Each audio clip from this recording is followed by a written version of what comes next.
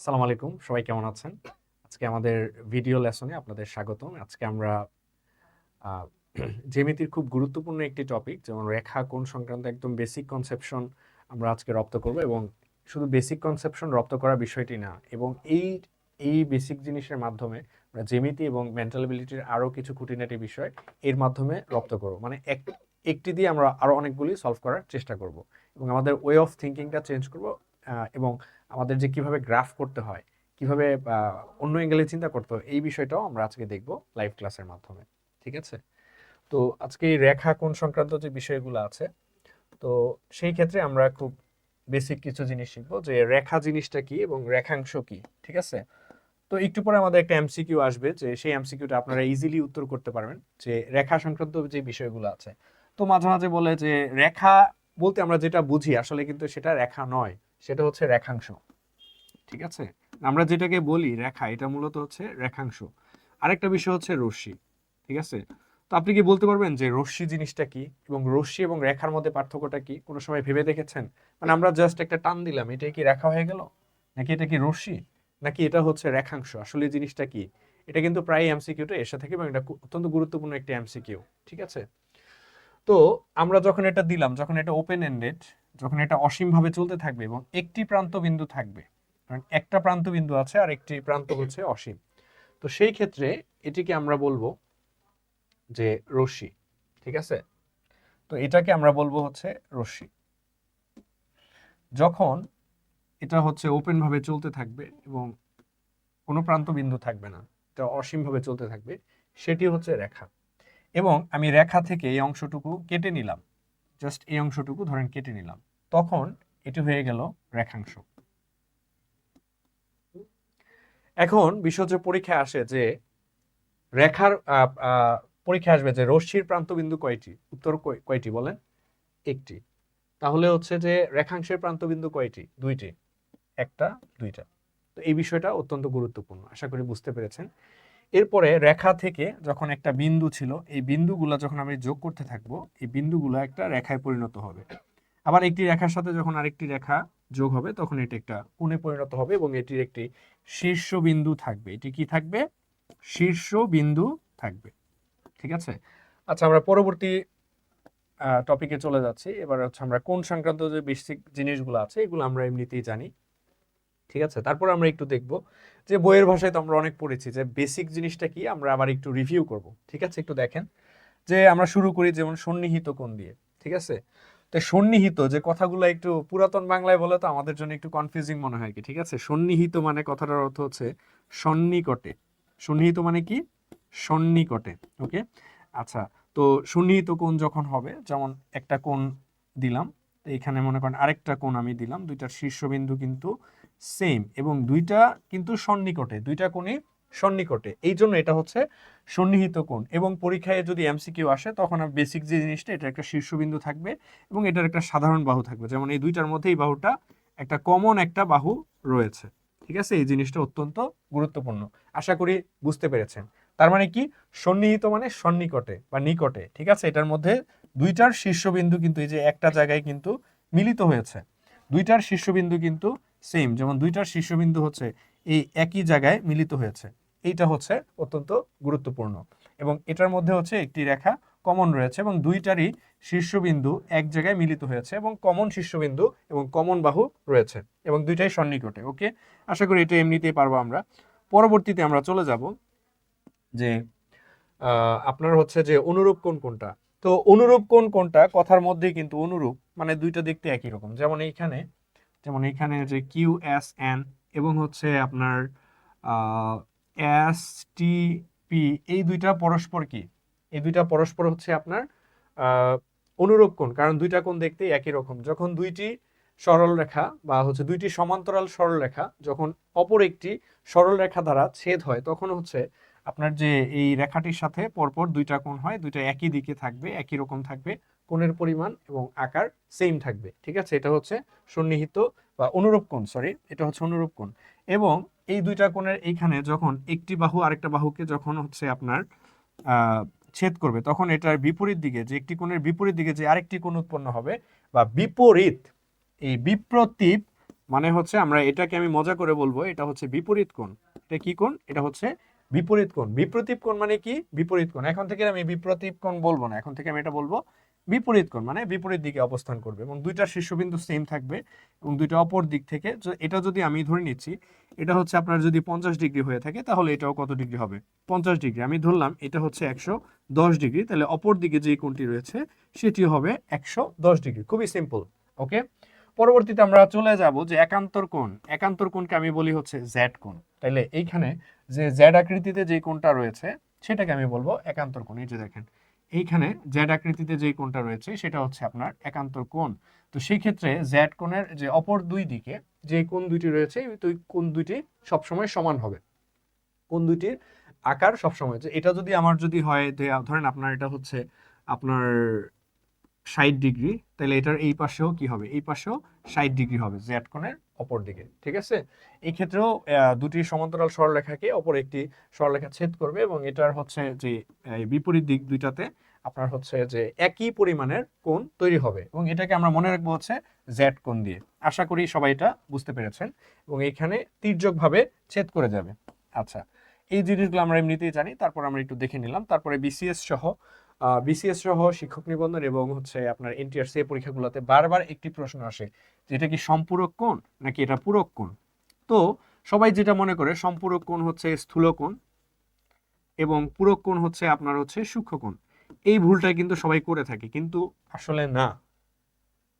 যে আপনার সূক্ষ্ম কোণ হচ্ছে যে 90 ডিগ্রি কোণের ছোট যেটা ওইটা হচ্ছে আপনার সূক্ষ্ম কোণ এবং 90 ডিগ্রি থেকে বড় এবং হচ্ছে যে 180 ডিগ্রির চেয়ে ছোট যেটা সেটা হচ্ছে আপনার স্থূল কোণ। কিন্তু আপনার হচ্ছে পূরক কোণের ক্ষেত্রে যখন দুইটা কোণ, যখন এই যে এখানে আমি দুইটা কোণ যুক্ত করলাম, এই একটা কোণ দুইটা কোণ যুক্ত করে যখন 90 ডিগ্রি হবে তখন এটা হচ্ছে পরস্পর পূরক কোণ। ওকে, আবার এইখানে একটা কোণ আছে, এখানে আরেকটা কোণ যুক্ত হয়েছে, এখানে আরেকটা কোণ এখানে যুক্ত হয়েছে, এই দুইটি কোণ যুক্ত হয়ে যখন পরস্পর আপনার হচ্ছে 180 ডিগ্রি বা এক সরল কোণ তৈরি করে তখন সেটা হচ্ছে আমার সম্পূরক কোণ।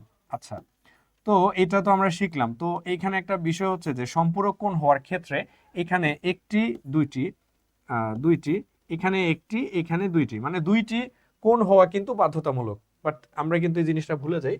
এটাই হচ্ছে আপনার সম্পূরক কোণ এবং স্থূল কোণের মধ্যে পার্থক্য, পূরক কোণ এবং সূক্ষ্ম কোণের মধ্যে পার্থক্য। এখানে আরেকটি জিনিস বোঝার আছে, সেটা হচ্ছে এটার জন্য আমার দুইটি কোণ কিন্তু ম্যান্ডেটরি থাকতে হবে।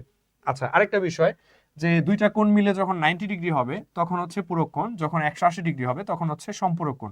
তো পরীক্ষার হলে প্রায় আমাদের প্যাচ লাগে বা কনফিউশন হয় বা একটা ডাউট তৈরি হয় যে এটা কি সম্পূরক কোণ না পূরক কোণ, সম্পূরক কোণ নাকি পূরক কোণ, এইটা কি সম্পূরক হবে নাকি এইটা সম্পূরক হবে, আমাদের কনফিউশন তৈরি হয়। তো মনে রাখবো আমরা পূরক কথাটা ছোট এই জন্য এটা 90 ডিগ্রি, সম্পূরক কথাটা বড় এই জন্য এটা হচ্ছে 180 ডিগ্রি। এইভাবে আমরা মনে রাখতে পারি। আশা করি সবাই বুঝতে পেরেছেন। এবার আমরা সরাসরি কিছু এক্সারসাইজে চলে যাচ্ছি। সেটা হচ্ছে বিগত প্রশ্ন, এটা হচ্ছে অত্যন্ত গুরুত্বপূর্ণ একটি প্রশ্ন। এটা হচ্ছে পাসপোর্ট অ্যান্ড ইমিগ্রেশন অধিদপ্তরের প্রশ্নটা এসেছিল। তো অত্যন্ত গুরুত্বপূর্ণ একটি প্রশ্ন, রেখার কয়টি প্রান্তবিন্দু আছে? এটা আপনারা একটু কমেন্ট সেকশনে একটু চেষ্টা করে দেখেন যে রেখার কয়টি প্রান্তবিন্দু আছে। ঠিক আছে, তো আমি বলেছিলাম রেখার কয়টি প্রান্তবিন্দু, এই যে একটা রেখা তার কোনো প্রান্তবিন্দু নেই, এটা দুই দিকেই অসীম। ঠিক আছে, তো সেই ক্ষেত্রে উত্তর কোনটা হবে আপনারা একটু গেস করেন। উত্তর হচ্ছে রেখার কোনো প্রান্তবিন্দু নেই। ঠিক আছে, কিন্তু রেখাংশের রশ্মির প্রান্ত, সরি, এখানে যদি আমি বলি যে রশ্মির প্রান্তবিন্দু হচ্ছে একটি, আর হচ্ছে রেখাংশের মানে রেখাংশ যখন এটা মাথাটা কেটে দেওয়া হয় তাহলে রেখাংশের প্রান্তবিন্দু হচ্ছে দুইটি। ঠিক আছে, আর আপনার হচ্ছে যে রেখার কোনো প্রান্তবিন্দু নেই, এটা দুই দিক দিয়েই অসীমভাবে আনলিমিটেড ভাবে চলতে থাকবে। আশা করি সবাই বুঝতে পেরেছেন। ওকে, পরবর্তী প্রশ্নে চলে যাচ্ছি। আমার 37 ডিগ্রি কোণের বিপ্রতীপ কোণের পরিমাণ কত? তো আমরা বলেছিলাম এটা কিন্তু বিপ্রতীপ কোণ আমরা বলবো না, এটা এখন থেকে বলবো আমরা বিপরীত কোণ। এটাকে এখন থেকে কি বলবো? বিপরীত কোণ। ওকে, তো এইখানে আমি একটা বিপরীত কোণ আঁকলাম যে এই কোণটা 37 ডিগ্রি, তাহলে তার অপর দিকেও কিন্তু সেম পরিমাণে কোণ তৈরি হবে, তাহলে এই পাশেও 37 ডিগ্রি। উত্তর হচ্ছে 37 ডিগ্রি। আশা করি সবাই বুঝতে পেরেছেন। পরবর্তী প্রশ্নে চলে যাচ্ছে। তো এটা কি হবে এটা একটু সবাই গেস করার চেষ্টা করেন। এবং কমেন্টে উত্তরটা দেওয়ার চেষ্টা করেন। এটা অত্যন্ত গুরুত্বপূর্ণ একটি প্রশ্ন। এটা হচ্ছে 13তম শিক্ষক নিবন্ধনে এসেছে এবং এটা আশা করি এনটিআরসি এবং শিক্ষক নিবন্ধন এবং বিসিএস সহ ব্যাংক প্রস্তুতি সহ যে কোনো পরীক্ষা আসতে পারে।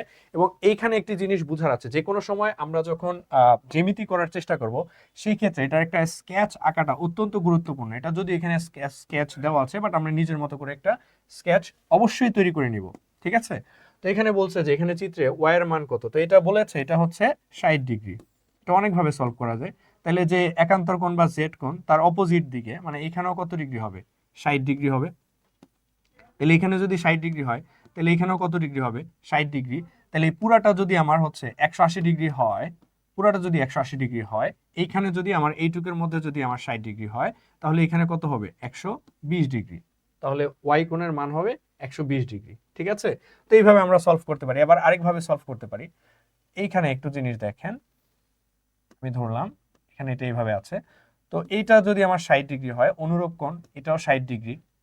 এই দুইটা কোণ, মানে এই কোণটা পরস্পর অনুরূপ কোণ, সেই ক্ষেত্রে দুইটা কোণই 60 ডিগ্রি। তো সেই ক্ষেত্রে এটা যদি 60 ডিগ্রি হয়, পুরোটা যদি 180 ডিগ্রি হয়, এটা হবে 120 ডিগ্রি। উত্তর হচ্ছে খ, 120 ডিগ্রি।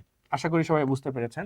আমরা এইভাবে এইভাবে টালি কেটে কেটে বা রেখা করে বা ম্যাপ করে আমরা পুরো প্রশ্নের উত্তরটা দেওয়ার চেষ্টা করব, ঠিক আছে? আশা করি সবাই বুঝতে পেরেছেন। পরবর্তী সমাধানে আমরা চলে যাচ্ছি, যে স্থূলকোণী ত্রিভুজের স্থূলকোণের সংখ্যা কত। তো জিনিসটা হচ্ছে এই ধরনের সমস্যাগুলো আমরা যখন পাবো তখন হচ্ছে আমরা যেটা করার চেষ্টা করব, এটার একটা রাফ করে নিব আমরা, ঠিক আছে? যে আমরা একটা স্থূলকোণ এঁকে নিলাম, যে এই যে একটা কোণ স্থূলকোণ। তো যে কোনো একটা কোণ যদি স্থূলকোণ হয়, যে এই কোণটা এটা কিন্তু 90 ডিগ্রির বেশি, ঠিক আছে? একটা স্থূলকোণ, তাহলে এটা একটা টান দিলে এখানে একটা সমকোণ হওয়ার কথা ছিল, এটা একটা স্থূলকোণী ত্রিভুজ। তো এই ক্ষেত্রে একটা কোণ যদি স্থূলকোণ হয়, বাকি দুইটা কোণ, যে এই কোণটা এটা হচ্ছে সূক্ষ্মকোণ, এটাও সূক্ষ্মকোণ। তাহলে সূক্ষ্মকোণ কয়টা হইলো, যে এখানে সূক্ষ্মকোণ হইলো দুইটা এবং স্থূলকোণ কয়টা, এখানে একটা। তাহলে উত্তর হচ্ছে এখানে যদি স্থূলকোণ কয়টা বলে, যেটা প্রাইমারি শিক্ষক নিবন্ধন পরীক্ষায় এসেছিল, তো এখানে একটা। আর মাঝে মাঝে পরীক্ষায় আসে যে এইখানে সূক্ষ্মকোণ কয়টা আছে, তখন হচ্ছে উত্তর এখানে সূক্ষ্মকোণ হবে কয়টা, দুইটা। ওকে, আশা করি সবাই বুঝতে পেরেছেন। ধন্যবাদ। পরবর্তী এমসিকিউতে আমরা চলে যাচ্ছি। আচ্ছা, এটা অত্যন্ত গুরুত্বপূর্ণ একটি প্রশ্ন। এটা হচ্ছে পরিবার পরিকল্পনা এবং জীবন বীমা 2011-তে প্রশ্নটি এসেছিল। এটা আপনার 47 এবং 48তম বিসিএস এর জন্য অত্যন্ত একটি গুরুত্বপূর্ণ প্রশ্ন। সেটা হচ্ছে 35 ডিগ্রি কোণের পূরক কোণ পরিমাণ কত। আচ্ছা, আমরা বলেছিলাম যে পূরক কোণ মানে হচ্ছে এখানে দুইটি কোণ থাকবে, দুইটি কোণের সমষ্টি হচ্ছে 90 ডিগ্রি হবে।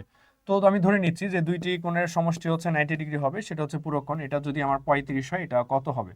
তাহলে 90 থেকে 35 গেলে কত থাকে, এটা হচ্ছে 55। ওকে, 5 5 10 আর হচ্ছে 5 আর 3 8 আর হচ্ছে 90। ওকে, তাহলে উত্তর হবে ক। আশা করি বুঝতে পেরেছেন। আর যদি এটা সম্পূরক কোণ বলতো তাহলে আমরা 180 ডিগ্রিতে আমরা কনভার্ট করার চেষ্টা করতাম। ওকে, আশা করি বুঝতে পেরেছেন। আমরা পরবর্তী এমসিকিউতে চলে যাচ্ছি। এটা একটু মনোযোগ দিয়ে দেখবেন। 120 ডিগ্রি কোণের সম্পূরক কোণ কত? সম্পূরক কোণ বা সরল কোণ মানে হচ্ছে আপনার পুরা কোণটা হচ্ছে, এই যে পুরা কোণটা আমার হচ্ছে 180 ডিগ্রি। ওকে, সেই ক্ষেত্রে দেয়া আছে যে একটা কোণ হচ্ছে 120 ডিগ্রি, তাহলে অপর কোণটা পরিমাণ কত, এটা আমাকে বের করতে হবে। একটু মনোযোগ দিবেন। পুরাটা যদি 180 ডিগ্রি হয়, এটা যদি 20 ডিগ্রি হয়, তাহলে এটা হবে কত? এটা ডেফিনেটলি 60 ডিগ্রি হবে। তাহলে উত্তর হচ্ছে 60 ডিগ্রি। খুবই সিম্পল। আমরা যদি আগে বেসিক ক্লাসটা যখন করেছি তখন যদি এটা ধরতে পারি তাহলে এটা ইজিলি হয়ে যাবে। ওকে, আচ্ছা ঠিক আছে, আমরা পরবর্তী এমসিকিউতে চলে যাচ্ছি। ওকে, তো আমরা যখন জ্যামিতি করব তখন আমরা হচ্ছে একটা লাইভ সেশন করেছিলাম বা আগে একটা লাইভ ভিডিও করেছিলাম যে কিভাবে ম্যাথের স্ট্র্যাটেজিগুলো আলোচনা করতে হয়। সেখানে আমরা দেখেছিলাম যে ম্যাথ করার সময় আমরা অবশ্যই একটা স্কেচ করে নিব বা একটা রাফ করে নিব বা মোটামুটি একটা ম্যাপ করে নিব, ঠিক আছে? আর আরেকটা বিষয় হচ্ছে যে যে কোনো কিছুর ক্ষেত্রফল তৈরি হয় আপনার হচ্ছে যে আপনার বেইজ এবং হাইট যদি গুণ করি, বেইজ এবং হাইট যদি গুণ করি তাহলে হচ্ছে আমার যে কোনো কিছুর ক্ষেত্রফল পাওয়া যায়। এবং ত্রিভুজের ক্ষেত্রে half into base into height কেন? কারণ এটা অর্ধেক হয়ে যায়, ঠিক আছে? তো এই জিনিসগুলো আমরা পরবর্তী একটা লেসনে বা লাইভ ক্লাসে দেখার চেষ্টা করব। তো পরবর্তী ভিডিও দেখা হবে সবার সাথে। সবাই ভালো থাকবেন, সুস্থ থাকবেন এবং অবশ্যই কমেন্ট করবেন এবং আমাদের ভিডিওগুলো অবশ্যই শেয়ার করবেন, ঠিক আছে? পরবর্তী ভিডিও কি হতে পারে বা আপনাদের কোন জিনিসটা ভালো লাগে আমাদের সাথে কমেন্ট সেকশনে অবশ্যই সরাসরি শেয়ার করবেন। সবাই ভালো থাকবেন, সুস্থ থাকবেন। আসসালামু আলাইকুম।